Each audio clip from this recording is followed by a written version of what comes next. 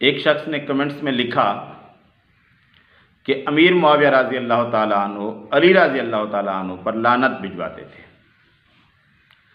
सही मुस्लिम के अंदर 6229 नंबर रिवायत में ये बात मौजूद है। उसके कहने के मुताबिक उसके अंदर मौजूद क्या है बात? उसके अंदर यह है कि आले मरवान में से एक शख्स मदीना का आमिल बनाया गया, यानी गवर्नर बनाया गया, और उसने सहल बिन साद रज़ी अल्लाह ताला अन्हु को बुलवाया और कहा कि अली रज़ी अल्लाह ताला अन्हु को बुरा कहें। उन्होंने कहा कि मैं ये नहीं करूँगा। तो उसने कहा अच्छा आप यूँ कह दें कि अल्लाह ताला की लानत हो अबू तुराब पर लानत हो। तो उसने कहा मैं ये भी नहीं कह सकता क्योंकि अली रज़ी अल्लाह ताला अन्हु को ये नाम बहुत पसंद था। तो इसके अंदर जो कहलवाने वाला था वो शख्स कौन था? रिवायत में वाज़े मौजूद है कि वो आले मरवान में से एक शख्स भेजा गया था। आले मरवान कौन होते हैं? मरवान की औलाद हो, या फिर जैसे आले फ़िरौन के साथ जो लश्कर था, यानी मरवान की तरफ से भेजा गया, आले मरवान की तरफ से भेजा गया कोई गवर्नर हो, आले मरवान की तरफ से। तो मरवान की बात नहीं हो रही, आले मरवान की बात हो रही है। एक तो ये बात कन्फर्म। अगर होता कि मरवान ने बुलाया तो फिर बात होती कि मरवान था, और मरवान क्योंकि अमीर मुआविया रज़ी अल्लाह ताला अन्हु की तरफ से मदीना के अंदर गवर्नर रह चुका था, तो मरवान नहीं था, आले मरवान में से कोई शख्स था, यानी जब आले मरवान की हुकूमत आई उस वक्त का कोई शख्स था, या कोई शख्स ऐसा जो अमीर मुआविया रज़ी अल्लाह ताला अन्हु के दौर में मदीना का गवर्नर था और आले मरवान में से था। तो अमीर मुआविया रज़ी अल्लाह ताला अन्हु के दौर में कोई शख्स सिवाय खुद मरवान के, आले मरवान में से कोई भी उधर गवर्नर नहीं रहा। उधर अमीर मुआविया रज़ी अल्लाह ताला अन्हु के दौर में मदीना के अंदर सईद बिन आस और मरवान बिन हकम ये ज़्यादातर रहे हैं, बदलते रहे गवर्नर, और इसके अलावा वलीद बिन उतबा बिन अबू सुफियान, ये 3 शख्स गवर्नर रहे हैं इसके दौर में। अमीर मुआविया रज़ी अल्लाह ताला अन्हु के दौर में गवर्नर रहे हैं मदीना के अंदर। तो अमीर मुआविया रज़ी अल्लाह ताला अन्हु के दौर में आले मरवान में से कोई शख्स भी गवर्नर नहीं था मदीने का सिवाय खुद मरवान के, और उसको आले मरवान में से शामिल नहीं कर सकते क्योंकि वो मरवान की आल में से नहीं था, खुद मरवान था। तो फिर कौन सी बात आ गई? फिर यजीद का दौर आया, और फिर उसके बाद यजीद का दौर थोड़ा सा अभी शुरू हुआ था, हुसैन रज़ी अल्लाह ताला अन्हु की शहादत का सानिया हो गया, और उसके बाद फिर मदीना में बगावत हो गई और उसकी हुकूमत का असर मदीना से ख़त्म हो गया। लेकिन फिर उसने हमला किया और कुछ हुकूमत को कंट्रोल अपने में ले आया, लेकिन उसके बाद वो फौत हो गया। उसके बाद मदीना, मक्का, हिजाज वगैरह में अब्दुल्ला बिन ज़ुबैर रज़ी अल्लाह ताला अन्हु की हुकूमत आ गई 64 हिजरी के बाद, और 73 हिजरी तक मदीना के अंदर अब्दुल्ला बिन ज़ुबैर रज़ी अल्लाह ताला अन्हु की हिजाज के अंदर हुकूमत रही। मरवान, आले मरवान में से किसी शख्स का मदीना के अंदर कोई असर नहीं था। मरवान की हुकूमत 64 हिजरी में बन गई थी शाम के अंदर, लेकिन हिजाज में उसका कोई आमिल, कोई गवर्नर नहीं था। फिर मरवान 65 हिजरी में फौत हो गया, और उसके बाद आले मरवान की फिर आगे हुकूमत शुरू हो गई। उसका बेटा अब्दुल मलिक फिर उसके बाद हुक्मरान बन गया,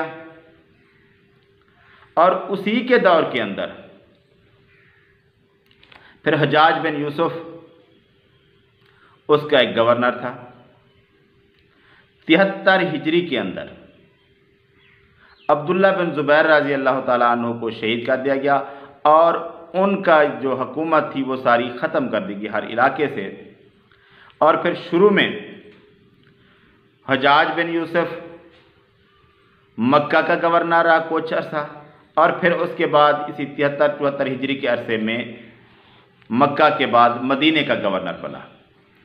73-74 हिजरी का दौर इसी का है, और उसके बाद 74 से 75 हिजरी के अरसे में याहया बिन हक्कम मरवान का भाई, वो मदीने का गवर्नर रहा। और फिर 75 से 81 हिजरी तक अबान बिन उस्मान रज़ी अल्लाह ताला अन्हु का बेटा गवर्नर रहा मदीना के अंदर। उसके बाद 81 से 86 हिजरी तक हिशाम बिन इस्माइल मखजूमी, अब्दुल मलिक का जो बेटा है हिशाम, उसका नाना था, यानी अब्दुल मलिक का ससुर था। ये हिशाम बिन इस्माइल मखजूमी 81 हिजरी से 86 हिजरी तक ये रहा गवर्नर मदीने का। और उसके बाद 86 से 92 हिजरी तक उमर बिन अब्दुल अजीज़ रहमतुल्लाह अलैह ये गवर्नर रहा मदीने का। तो इन सब में से मरवान के अपने ख़ास रिश्ते में एक उसका भाई याहया बिन हक्कम और एक उसका पोता उमर बिन अब्दुल अजीज़, ये थे। और उसके रिश्तेदार थे बाकी तो दो, अबान बिन उस्मान रज़ी अल्लाह ताला अन्हु और हिशाम बिन इस्माइल मखजूमी। तो इनमें से किसी पर इतराज़ कर सकते हैं या फिर हजाज बिन यूसुफ पर, और अक्सर लोगों का जहन जा सकता है हजाज बिन यूसुफ तक, लेकिन इस रिवायत के अंदर कोई बात वाज़ेह नहीं है। उमर बिन अब्दुल अजीज़ रहमतुल्लाह अलैह पर कोई शख्स शक करने की जुर्रत नहीं करेगा, क्योंकि उनको सब लोग अच्छा समझते हैं। अबान बिन उस्मान का नाम भी कोई नहीं लेता, हिशाम और याहया का नाम भी तकरीबन कोई नहीं लेता।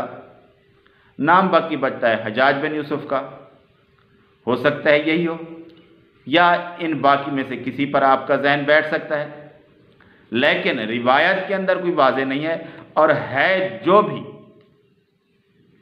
यही गवर्नर थे 5, उसके बाद इनमें से ही कोई शख्स हो सकता है जिसके ऊपर आपका शक जाए वो आपकी मर्ज़ी है, रिवायत के अंदर वाज़ेह नहीं है।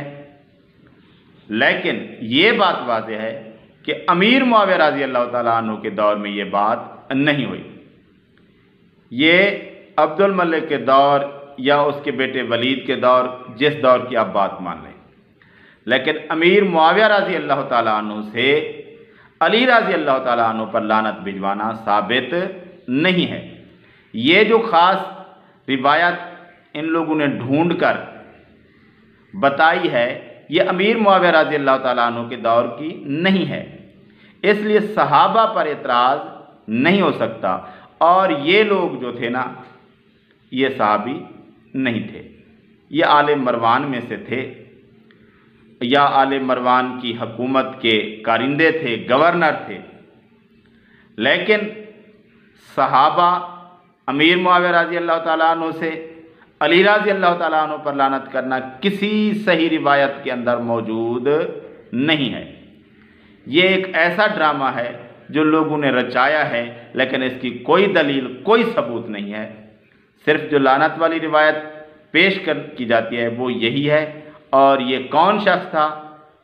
ये अब्दुल मलिक या वलीद के दौर का कोई गवर्नर हो सकता है, और ये 5 नाम मैंने आपको बताए हैं, यही लोग गवर्नर थे, इनमें से कोई भी हो सकता है। वल्लाहु आलम बिस्सवाब।